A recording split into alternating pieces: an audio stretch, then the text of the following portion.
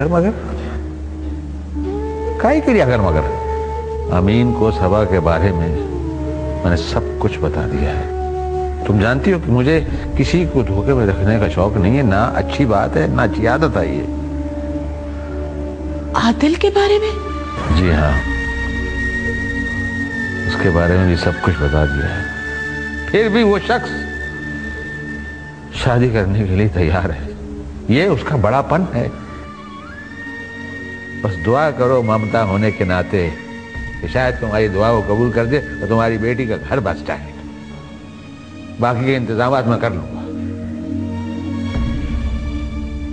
और आज करीम से भी बात करूंगा।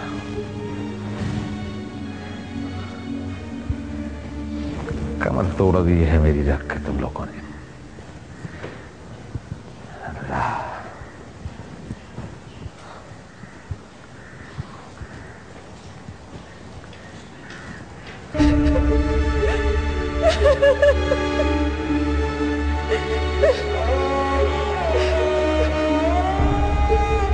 मेरी जान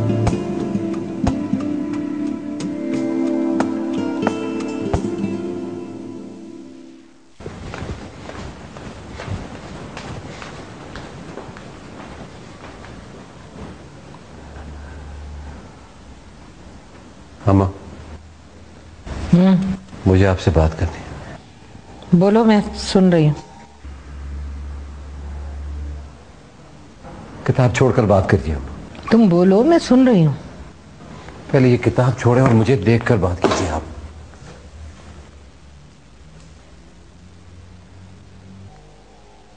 बोलो, क्या बात है? सबा का रिश्ता तय हो गया? नाम ना लो उस चुड़ैल का। मैं कुछ पूछ रहा हूँ आपसे। हाँ, हो गया है। जान छूट रही है हम सबकी उससे।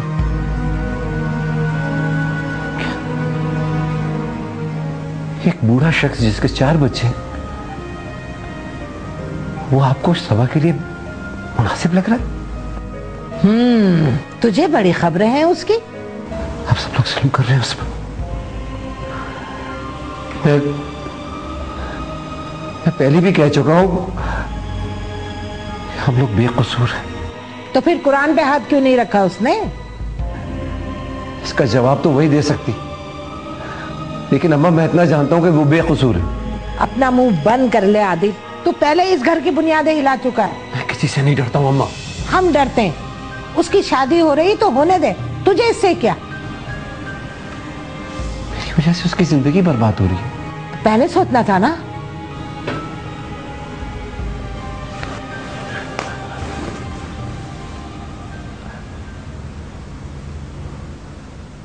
शादी करना चाहता हूं उससे।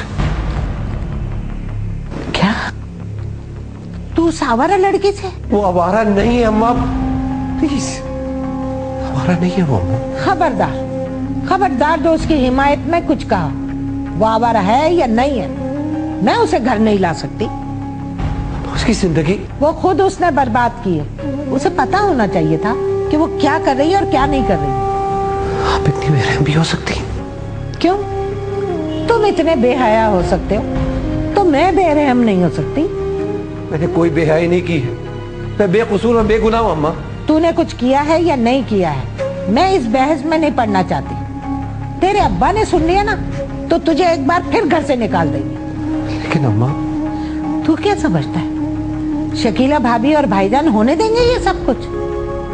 तेरी वजह से पहले ही हम खानदान से कट गए, अब एक और नया तूफान।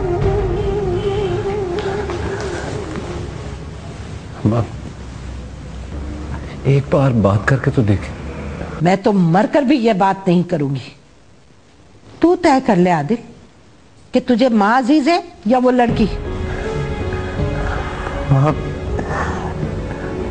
बात अजीज होने की नहीं है, बात सिर्फ। बस अब दोबारा ये बात तेरी जबान पर ना है।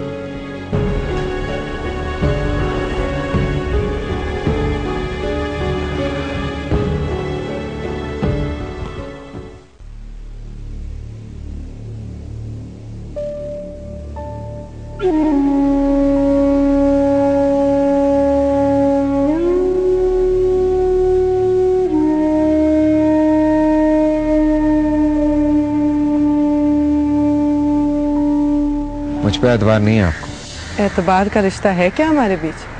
वही तो बनाने आया हूँ। इजहार मोहब्बत कर दिया तो भाग जाएंगे आप। हम आजमाइशों पे पूरा उतरने वाले लोग हैं, कहीं नहीं भागेंगे।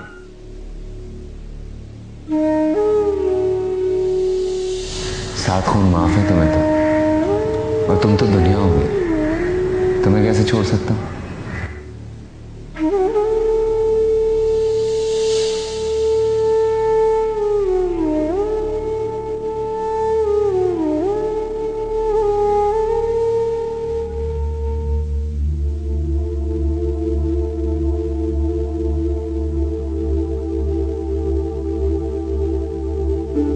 देख लिया माँ को कटेरे में खड़ा कर कर है बेशरम, यही दिन दिखाना था।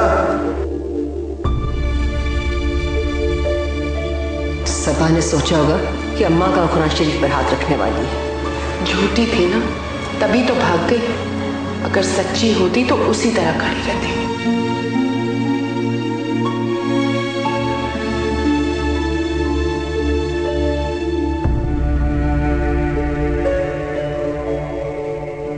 इसी जिल्लत से बचने के लिए भाई इतनी देर से हम सब मना कर रहे थे। पूरे खानदान को पता था उसके किरदार का। लेकिन आरफीन को हमारी बात कब समझ में आती थी? इनको तो सबा के अलावा कोई नजर ही नहीं आता, ना बाप, ना माँ, ना बहन, भाई, कोई भी नहीं। यूनिवर्सिटी में पढ़ाओगे, लड़कों से बात करे, मुझे कोई इतराज नहीं, बेशक मुझे एतबार है उस पर। देख लिया क्या रंग दिखाया उसने, यूनिवर्सिटी यानी क्या क्या कुल खिलाए होंगे यूनिवर्सिटी में उसने।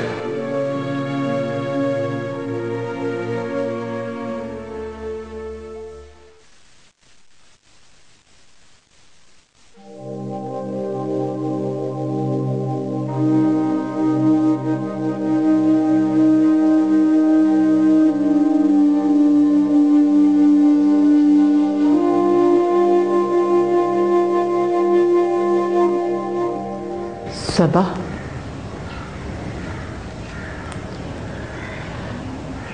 तुम्हारे ताया ने तुम्हारी शादी तय कर दी है। जुमे को निकाह है तुम्हारा। शादी? पर अम्मी मुझे शादी नहीं करनी। मुझे अब कभी शादी नहीं करनी। आप मुझे इसी घर में, इसी कमरे में जिंदगी गुजार लेने दो। मैं और अक्सा तो यहां से जा रहे हैं और तुम्हारा बाप तुम्हारी शक्ल भी देखना नहीं चाहता। लेकिन आप तो माँ है मेरी। आप तो एतबार करें मुझ पर। बस अब एक लफ्ज भी और मत कहना। जो कुछ तुमने किया पूरी दुनिया ने तो देख लिया, किसने नहीं देखा? अल्लाह ने। उस अल्लाह का खौफ तुझे उस वक्त नहीं आया था जब ये सब कुछ किया? फिर कह रही है कि मैं बेकसूर हूं।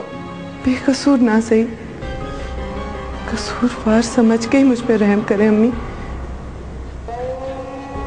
शादी ना करें मेरी, मुझे यहां से ना भेजे अब। जो कुछ तूने आरफीन के माँ बाप के साथ किया है, उसके माँ बाप की बड़ाई है कि वो